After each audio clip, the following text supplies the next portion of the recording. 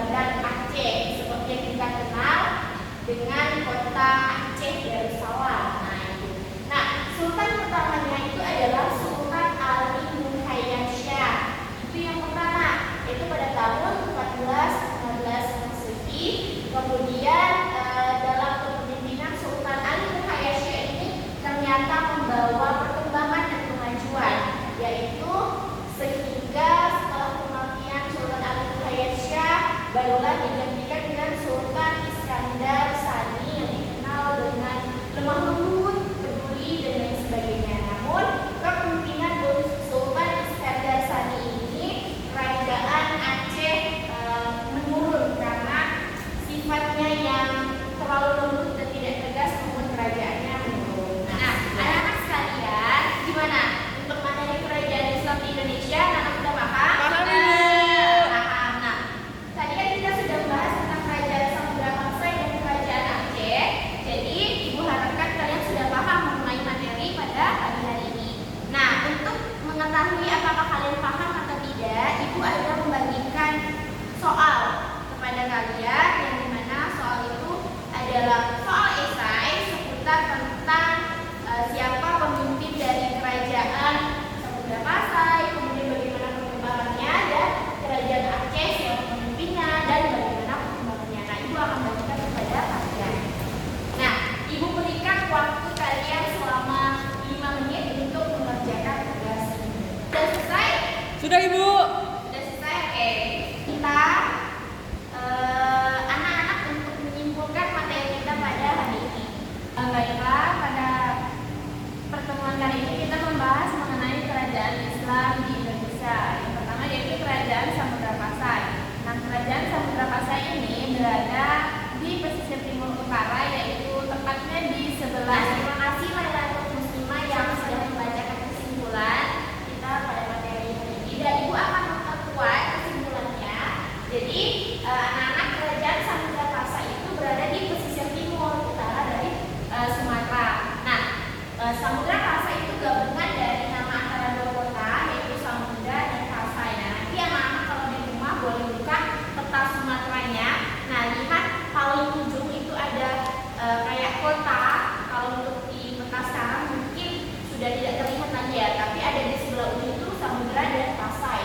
Nah, raja pertama itu adalah Murad Siru. Itu sebelum nama dia masuk agama Islam.